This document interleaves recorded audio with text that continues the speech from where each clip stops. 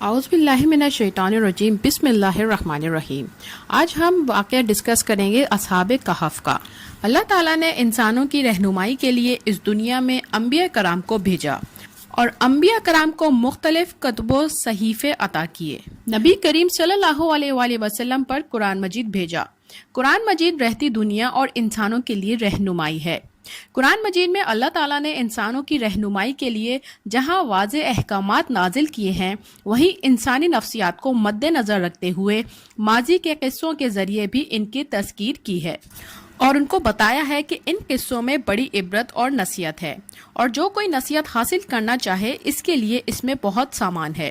اور اگر کوئی قرآنی قصوں کو نئے زمانے کے قصے کہانیاں سمجھتا ہے تو پھر اسے کوئی ہدایت نہیں ملتی۔ اس لیے قرآن کو صرف قصے کہانیوں کے محض سننے اور سمجھنے کے بجائے یہ دیکھنا چاہیے کہ اللہ تعالیٰ نے ان قصوں کے ذریعے انسان کو کس بات کی ہدایت دی ہے۔ قرآنی قصوں میں ایک قصہ اصحاب کہف کا بھی ہے، اور یہ قصہ سورہ کہف میں بیان کیا گیا ہے۔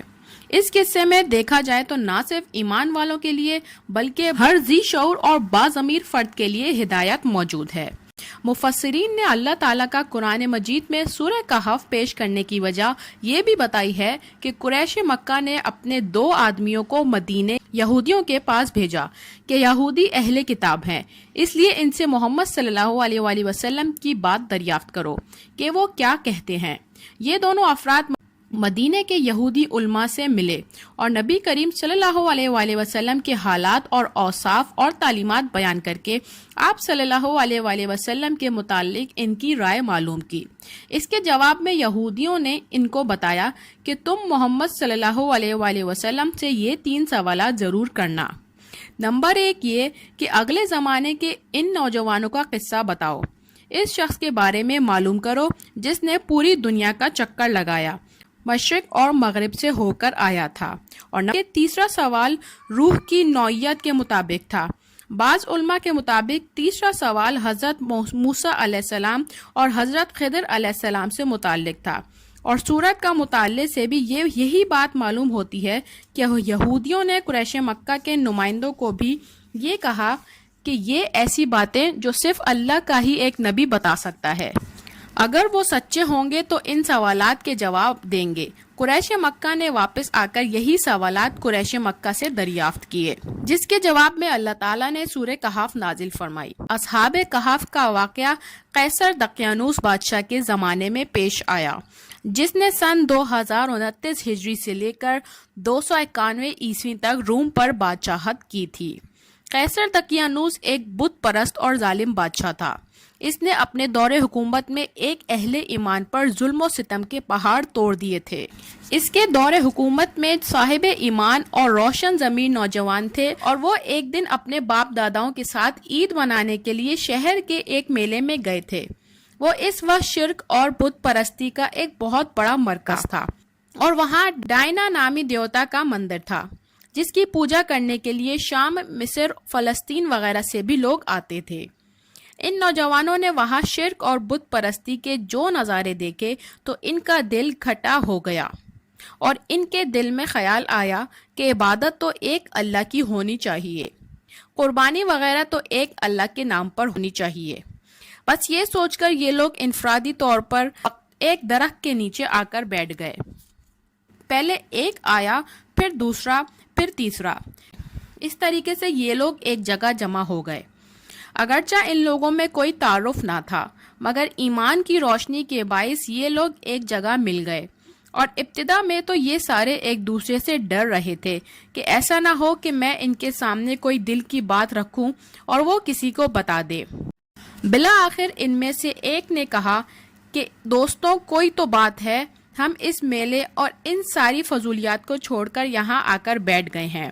میرا خیال یہ ہے کہ ہر ایک اپنے دل کی بات بتائے کہ کس چیز کے باعث اس نے باپ دادا اور قوم کے اس میلے اور رسم و رواج کر چھوڑ کر یہاں آنے میں عافیت سمجھی۔ اس کے جواب میں ایک نے کہا کہ مجھے تو اپنی قوم کی یہ رسم بالکل اچھی نہیں لگتی۔ جب ہمارا تمہارا خالق ایک ہے تو ہم اس کو چھوڑ کر دوسرے معبودوں کی پوجا کیوں کریں؟ دوسرے نے کہا کہ یہی بات مجھے بھی یہاں لے کر آئی ہے۔ پھر تیسرے نے اس کی تائید کی، پھر چوتھے نے۔ اس طرح ان لوگوں نے اپنے دل کی بات ایک دوسرے سے کہہ دی۔ چونکہ یہ سب لوگ مذہبی، نظریاتی اور روحانی طور پر ایک تھے، اسی لیے فطری طور پر ان میں ایک تعلق قائم ہو گیا اور ایک محبت پیدا ہو گئی۔ اب ان نوجوانوں نے ایک جگہ مقرر کری اور وہاں جا کر یہ لوگ ایک دوسرے سے ملتے اور اللہ کی عبادت کرنے لگے۔ آہستہ آہستہ لوگوں کو ان کے بارے میں پتہ چلتا گیا، اور پھر ایک دن لوگوں نے ان لوگوں کو پکڑ لیا اور بادشاہ کے سامنے پیش کر دیا اور شکایت کی کہ ان لوگوں نے باپ دادا کا دین چھوڑ دیا ہے اور گمراہ ہو گئے ہیں۔ بادشاہ نے جب ان سے دریافت کیا تو انہوں نے بڑی دلیری سے اللہ کی وحدانیت کا اقرار کیا اور کہا کہ ہمارا رب وہی ہے جو آسمانوں اور زمینوں کا مالک ہے۔ یہ ناممکن ہے کہ ہم اس کو سوا کسی کو اپنا معبود بنائیں۔ ہم سے یہ نہ ہو سکے گا کہ اس کے سوا کسی اور کو پکاریں۔ ہم اس کام کو کیسے نہیں کریں گے؟ یہ نہایت جھوٹی راہ ہے۔ اس کے ساتھ ساتھ انہوں نے بادشاہ اور تمام اہل دربار اور شہر والوں کو ایمان کی دعوت دے ڈالی۔ ان کی اس صاف گوئی اور دلیری سے بادشاہ بہت غضبناک ہوا اور کہا کہ اگر یہ باز نہ آئے تو میں انہیں سخت سزا دوں گا۔ انہوں نے جب یہ محسوس کر لیا کہ ہم یہاں رہ کر اپنے دین پر قائم نہیں رہ سکتے تو پھر انہوں نے اپنے ماں باپ، رشتہ داروں اور دوست احباب کو چھوڑنے کا فیصلہ کر لیا، اور ایک دن یہ لوگ موقع پا کر اس بستی سے بھاگ نکلے اور پہاڑ کے غار میں چھپ گئے۔ پھر ایک خاص مدت کے بعد اللہ تعالیٰ نے انہیں 300 یا 309 سال بعد دوبارہ بیدار کیا، لیکن انہیں بالکل بھی اندازہ نہ تھا کہ وہ کتنی دیر تک سوئے ہیں۔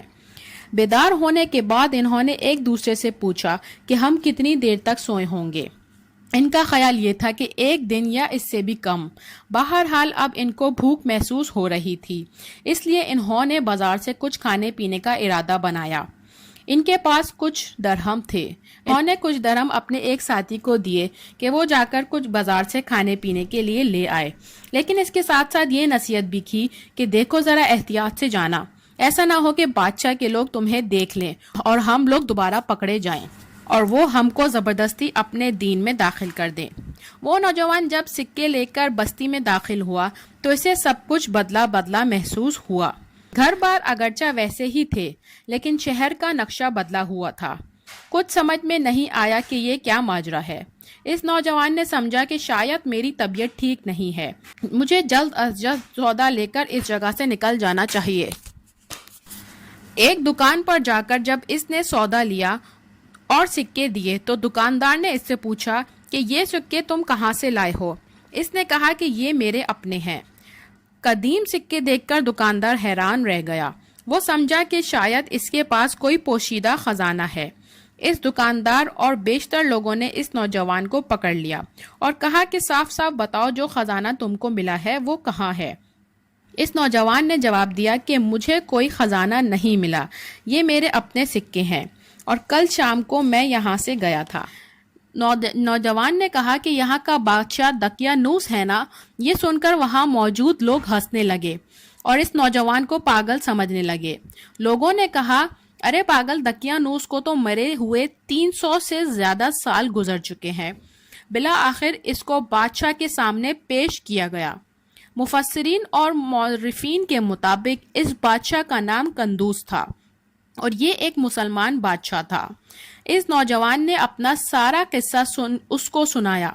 بادشاہ اور درباریوں نے انتہائی حیرت کا مظاہرہ کیا۔ پھر ان کو پتہ چلا یہ تو وہی نوجوان ہیں جن کے بارے میں ہم نے اپنے بزرگوں سے سنا تھا۔ وہ اپنا ایمان بچانے کے لیے کہیں روپوش ہو گئے تھے۔ آنن فانن یہ خبر سارے شہر میں پھیل گئی کہ دقیانوس کے دور میں جو نوجوان روح پوش ہو گئے تھے وہ واپس ظاہر ہو گئے ہیں۔ بادشاہ نے اس نوجوان سے کہا کہ مجھے اپنے ساتھیوں کے پاس لے جاؤ۔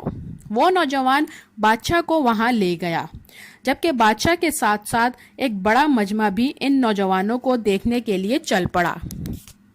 غار کے پاس پہنچ کر اس نوجوان نے سارا قصہ سنایا، اور جب ان نوجوانوں کو یہ معلوم ہو گیا کہ وہ اتنے طویل عرصے تک سوتے رہے ہیں تو انہوں نے اپنے دینی بھائیوں کو سلام کیا اور دوبارہ لیٹ گئے، اور ان کی روح جسد خاکی سے پرواز کر گئی۔ لوگوں میں دو گروہ بن گئے۔ ایک کہتا تھا کہ اس غار کا منہ بند نہ کرو، اور ان لوگوں کو ان کے حال پر چھوڑ دو، اللہ ہی ان کا معاملہ بہتر جانتا ہے۔ جبکہ جو لوگ اس قوم کے معاملات میں غالب تھے انہوں نے کہا ہم ان کی قبر پر ایک عبادت گاہ بنائیں گے۔ یہاں ہمیں یہ سبق ملتا ہے کہ اللہ کی راہ میں آزمائش آئے تو ہمیں ثابت قدمی دکھانی چاہیے۔